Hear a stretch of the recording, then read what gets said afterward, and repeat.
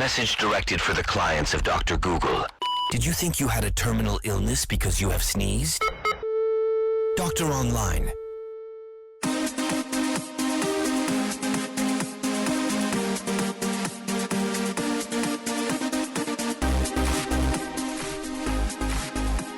Estamos de regreso, gracias por escuchar Detrás del Rosa. Y ahora sí, desde Culiacán para el mundo, tengo a una de las mejores cirujanas plásticas y reconstructivas en Sinaloa, y la puedes encontrar aquí en Detrás del Rosa, porque todos los lunes viene a darnos unos tips bastante interesantes, pero sobre todo a hablarnos de lo que debes de hacer realmente cuando piensas hacerte una cirugía plástica, que el día de hoy vamos a hablar de la lipo, la famosa lipo que a lo mejor muchas de tus amigas ya se han hecho o que tú piensas en hacértela, pero cuándo sí, cuándo no, cómo hacerla, cómo es la recuperación. Vamos a descubrir muchas de las preguntas que tenemos sobre esta cirugía plástica, pero con los profesionales, que eso es lo más importante. Hoy está con nosotros la doctora Amalia Espinosa. Síganla en redes sociales desde ya para que puedas obviamente solucionar todas las dudas que tengas con ella, porque recordamos que estos casos de cirugía plástica siempre son personalizados. Aquí hablamos muy general porque son temas que la gente pregunta, pero importante siempre hacer tu cita de valoración antes de que te vayan a meter bisturí y cuchillo, como dicen. Pero bueno, doctora,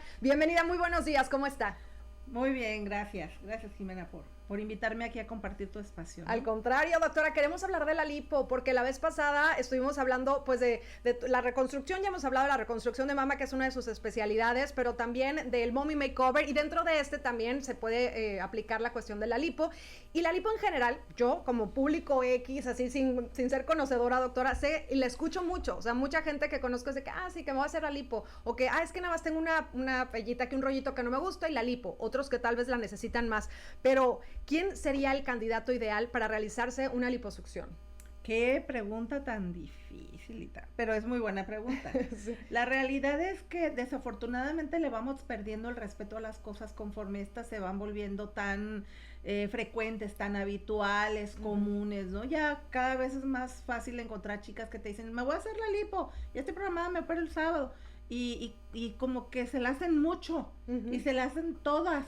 Y todos también, porque los hombres también se hacen lipo, ¿no? Bueno, la liposucción, que es el nombre científico original de la cirugía, originalmente se llama liposucción, porque consiste en la extracción de grasa de los compartimentos del cuerpo a través de pequeñas cánulas de succión.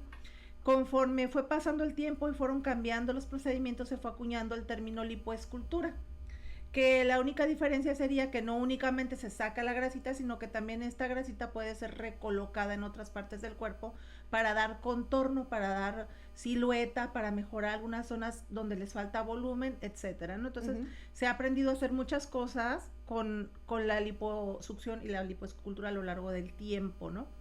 Es una cirugía formal, es una cirugía mayor, por supuesto, y no es algo que le tengamos que ver como un cambio de look. No es algo que yo digo, hoy me cambio el pelo de rubio y mañana me pongo rayos y otro día me tatúo la ceja. No, no es algo tan simple. La liposucción o lipoescultura es una cirugía mayor. ¿Quiénes son candidatos? Pacientes que tengan excedente de algunos acúmulos de grasa localizada, sobre todo, en algunas partes de su anatomía. Se descartarían en realidad por recomendación internacional aquellos pacientes que excedan un límite de peso de un índice de masa corporal mayor a 30. Y ahí es donde entra lo primero, doctora, porque la semana pasada lo hablamos también. Hay muchas personas que están con obesidad y que piensan que una liposucción o lipoescultura les va a quitar esa obesidad, y entonces por eso es que recurren, comúnmente quiero yo pensar, que a hacerse este tipo de cirugía, a eso iba, ¿no? La liposucción o lipoescultura no son cirugías para bajar de peso a nadie. Son cirugías diseñadas para mejorar la silueta, para mejorar el contorno, para redistribuir la grasita, pero tiene límites. A medida que extraes más grasa, también extraes más sangre, también extraes más líquidos del cuerpo, también sometes al paciente a un estrés quirúrgico mucho mayor, lo que llamamos trauma quirúrgico. Entonces, entre más volumen se extraiga, más daño se le hace a ese organismo, que va a intentar reponerse de esa pérdida. No es una agresión, finalmente una cirugía muy grande. Entonces, por eso se recomienda que entre menos sea el peso del paciente es mejor. Ok, ¿sí? y mira, lo contrario a lo mejor a lo que la mayoría pensamos, ¿no? Claro. Es que tienes que estar pasado de peso para que te puedan hacer esto, ¿no? Hay mucha gente que sube unos kilos, ay, me voy a hacer la lipo, oye, espérate, vete al gimnasio, ese ejercicio. No, y cada año se quieren hacer la lipo porque siguen engordando, porque siguen sin cuidarse, porque siguen sin entrar en una rutina saludable, porque siguen sin hacer ejercicio, siguen sin alimentarse bien, porque consideran que lo único que necesitan es hacerse lipo. Claro, lo ven como una solución mágica que una vez regresamos otra vez a esta parte. Las Ajá. cirugías plásticas pues sí parecen magia, pero no lo son, y mucho menos si tú no le echas ganas. O sea, si no tienes el compromiso de decir que quiero hacer mi cambio físico, la doctora que tiene sus manos mágicas sí me va a ayudar, pero yo después tendría que cambiar mi estilo de vida, porque si no de nada va a servir. Y es ahí donde luego vemos que muchachas, se me ha tocado ver mujeres que se hacen la lipo y después suben de peso y suben raro. ¿Por qué suben el peso diferente? Porque al extraer grasa de ciertos compartimentos normalmente se opera en el abdomen, ¿no? Lipoesculturas circulares, donde sacas grasita de la parte anterior del abdomen, de los costados, del flanco, de la espaldita, de la espalda alta, de la espalda baja. Muchas veces se coloca en glúteo, que es muy común ahora que se solicite. También se puede sacar del bracito, pero esas son zonas de acúmulo de grasa que están programadas por tu organismo para tener una reserva. Cuando tú le quitas número de células adiposas, cantidad de adipocitos a esas reservas, van a disminuir. Entonces va a ser más fácil que al subir de peso acumulen en otros sitios donde tienen el número correcto de células de O sea, grasa. no vas a subir de peso en esa misma... Si siempre te salía la pellita de lado, ya no, pero... Se va a ir a Sí se te puede formar otra vez ahí, porque no se extrae la totalidad de las células adiposas, eso es imposible. Además, las células grasas tienen la capacidad de crecer a expensas de hipertrofia o de hiperplasia. Hipertrofia significa que cada una de las células grasas se puede crecer mucho, a miles de veces su tamaño. Pero también existen pacientes que tienen la capacidad de hacer reproducción de las células grasas, lo que en el adulto no es habitual. Normalmente son los niños los que generan grasa a través de hiperplasia, o sea, de hacer nuevas células grasas. Pero después de la adolescencia se pierde esa capacidad y normalmente ya nada más tenemos hipertrofia. Pero llega un punto en que es tanto la demanda de reserva grasa, es tanto que lo que el paciente sube de peso, que también logra hacer hiperplasia de células grasas. Entonces, aún en las zonas donde ya se trabajaron, también se puede aumentar. Menos, pero se aumenta. Por eso, luego ves esas siluetas de mujeres que tenían bastante sobrepeso, se hicieron una lipo, quedaron bonitas, con una forma más agradable, más armoniosa, bonita, pero suben de peso. Entonces cuando le dicen, ay, pues se ve como gordibuena, ¿no? Ajá. Ese es el famoso término que usa la gente, ¿no? Porque sigue conservando silueta, pero se ve más llenita. Claro, Luego porque al final repetimos, no es una cirugía para bajar de peso, Sí. te va a moldear, Sí. y sí te va a dejar acá pues con la curvita, la cintura y todo, y tal vez el abdomen, ¿lo pueden marcar los cuadritos? Sí se puede, pero no es para todos. Esto no es para todos.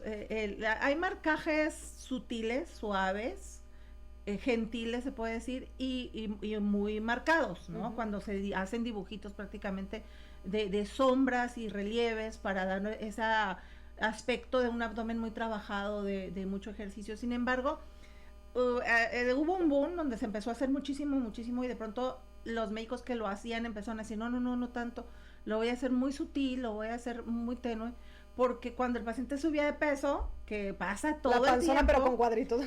esos cuadritos también subían, Ay, entonces se hacían bonitas, sí. parecían como que los bimbollos de cierta marca, deliciosos. Sí, claro. Pues parecían buñuelos ahí glaseados.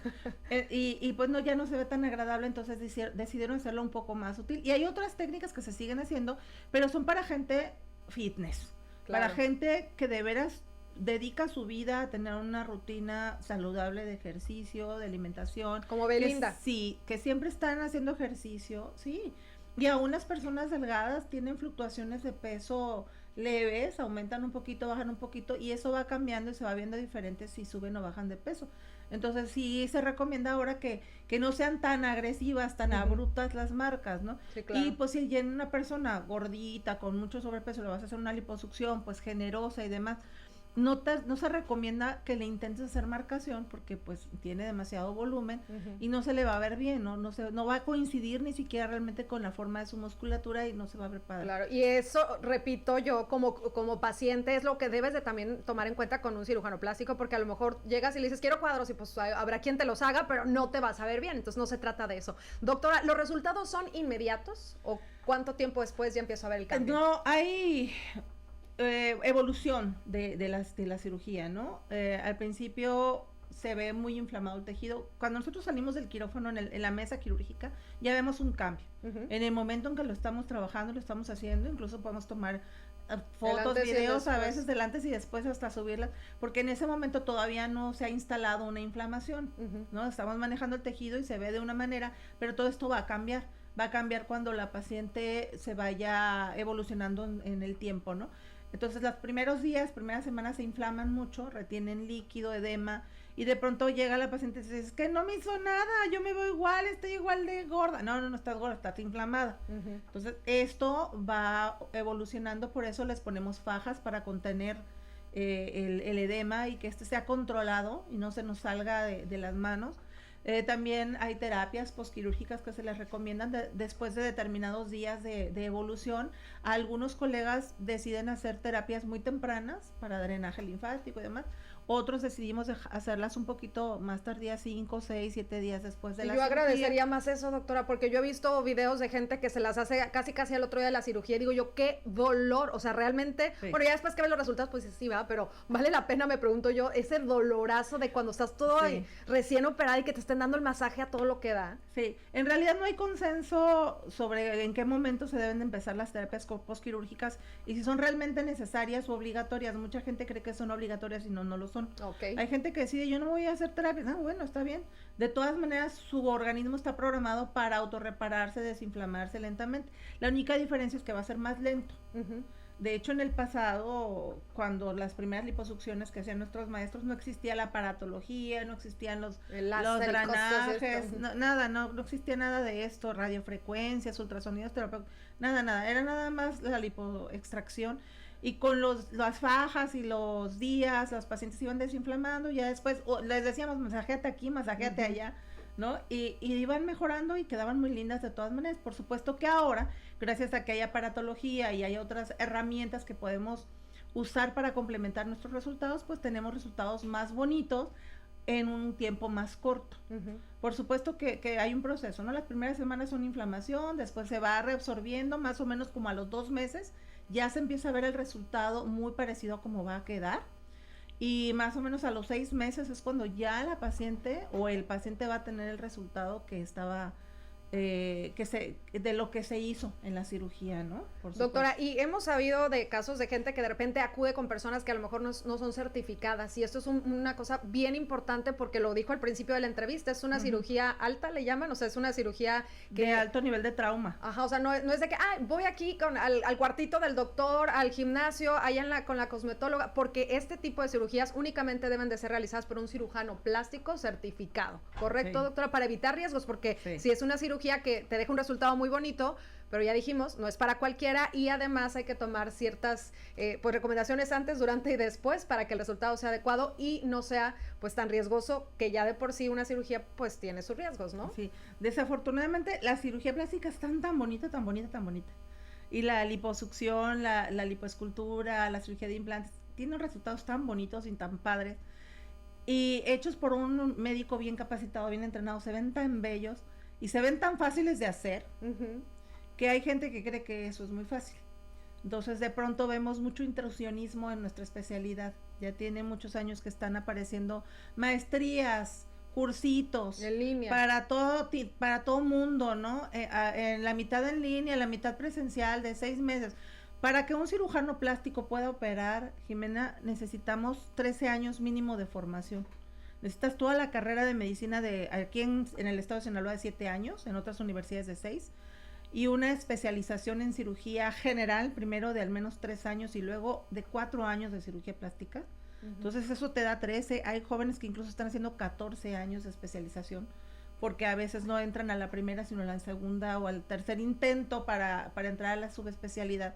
y son gente que ha comprometido su vida estudiando y preparándose en el área quirúrgica con un entrenamiento muy fuerte y son los únicos realmente entrenados y capacitados para hacer este tipo de procedimientos que se ven fáciles cuando los hace uno. Claro, sí. Y aún al especialista le pueden ocurrir complicaciones porque esto es cirugía, esto no es varita mágica, esto no es una ciencia exacta, esto es algo que depende de mucho también de cómo va a evolucionar el paciente, ¿no? Entonces, si nosotros llegamos a tener algunos detalles, complicaciones, imagínate la gente que no está entrenada. Entonces se ve que lo ven con aquella facilidad y le dicen, yo te hago la cirugía, vente aquí atrás, aquí en esta camita de mi consultorio, aquí te lo hago. Cirugía, ¿cómo le decían? Lipo expreso. Había un término que usaban hace poquito. Sí, hacen uno que le dicen mini lipo, ¿no? Ándale. O sea, chicas, ojo, la mini lipo no existe, no es una cirugía, en ningún libro de medicina de cirugía existe la mini lipo. Le pusieron la palabra mini para que le pierdas el miedo. Pero es la misma para cosa. que creas que es chiquita, porque como se hace por pequeños agujeritos, sí, también una gran lipo se hace por pequeñas incisiones chiquitas, a través de las cuales metemos las cánulas y extraemos la grasita, pero eso no la hace chiquita porque por dentro del tejido hay muchísimo trauma. Claro. La cánula pasa por un montón de lugares y genera pues sangrado, genera trauma dentro de los tejidos y todo eso tiene que inflamarse, cicatrizar, sangrar. Entonces, ¿qué podría hacer una persona no entrenada si tiene un problema contigo allí? Aparte las hacen con pura anestesia local, que llega a ser tóxica la dosis que necesita el paciente para poderlo operar sin anestesia, sin la supervisión de un anestesiólogo, sin un área donde se pueda resolver una emergencia, una crisis. No estás en un quirófano, el quirófano está lleno de medidas de seguridad y de aparatos que te monitorean, que te cuidan. Estas cirugías deben hacerse en un hospital que tenga todos los recursos para resolver cualquier complicación que pueda existir. Claro. Como cualquier cirugía, Jimena. Así es. O sea, una liposucción es como una cirugía de otro tipo, como una cirugía de una fractura, como una cirugía de una vesícula, como una cirugía de una histerectomía. Es una cirugía formal. ¿Quién se hace una histerectomía en un consultorio? No, pues no, nadie. ¿O quién se arregla una fractura de fémur en un consultorio? Pues absolutamente nadie. ¿Y por qué nos hacemos una lipo en un consultorio? Claro, no lo hagan jamás, ni porque, que bien barato, que mira que mi comadre se lo hizo, no le pasó nada. No lo hagan, de verdad, es un foquito y una alarma, y por eso lo quería mencionar, porque sí hemos sabido de muchos casos, desgraciadamente, que han tenido finales fatales, y a causa de esto también de repente empiezan a veces a satanizar este tipo de cirugías, pero es que si no las hace el profesional en el lugar donde tiene que hacerse, como es un hospital, un quirófano, pues obviamente los accidentes son más comunes y es más probable que te pase algo malo y que además el resultado no sea bueno. Entonces, esa parte no la hagan. Doctora, yéndonos a más adelante, ya para cerrar prácticamente, porque salen muchas dudas de la lipo, pero si se hacen la lipo y después quedan embarazadas, ¿hay algún problema? No les pasa nada. A diferencia de una reconstrucción de la pared abdominal o una abdominoplastía donde apretamos los músculos y cerramos con mucha fuerza la pared abdominal, en la lipoescultura no, en la liposucción no. Simplemente se quita los depósitos excedentes de grasa de tal manera que la paciente puede volverse a embarazar. ¿Y se embaraza y luego tendría que volverse a hacer otra? No necesariamente, esto va a depender de cada paciente, ¿no? Recordemos también que la liposucción no resuelve flacidez. Entonces, si la paciente tenía una liposucción y había quedado muy bien, pero después se embarazó y subió mucho de peso, esa pancita se estiró mucho, hizo estrías, hizo mucha flacidez, probablemente no va a ser posible corregirla con una liposucción posterior. Tendría que hacerse otro tipo de procedimiento. Quizás sí, ahí sí hay que valorar a cada paciente. Hay mujeres que de alguna manera se les acomoda el tejido muy bonito, que las veces que tienen 4 o 5 hijos y están planas y uno dice, ay, te odio. Sí. Pero no necesariamente va a pasar así. La mayoría de nosotras no tenemos esos tejidos tan maravillosos y la mayoría sí generamos flacidez, generamos estrías y otros problemitas aparte del aumento de peso. Si yo siempre les digo, parece que cada hijo te va dejando un pedazo adentro. Una huella ahí. Sí, el hijo te deja la pierna, la niña te deja el brazo, el otro te deja otro, o sea, porque nos va acumulando tejido en la pancita con cada niño, ¿no? Y esto después probablemente no pueda corregirse simplemente con una liposucción. Pero de que hay solución, hay solución. No, en manos de la experta. Claro. Te recomiendo que busques a la doctora Amalia Espinosa, que te haga tu valoración, acércate con ella. Doctora, ¿cómo se pueden contactar con ustedes para hacer una cita? Tenemos el teléfono 6675029366, es el directo del consultorio, ahí les contestamos y les hacemos su cita. Y también están las redes sociales, en Instagram, en Facebook, Amalia Espinosa.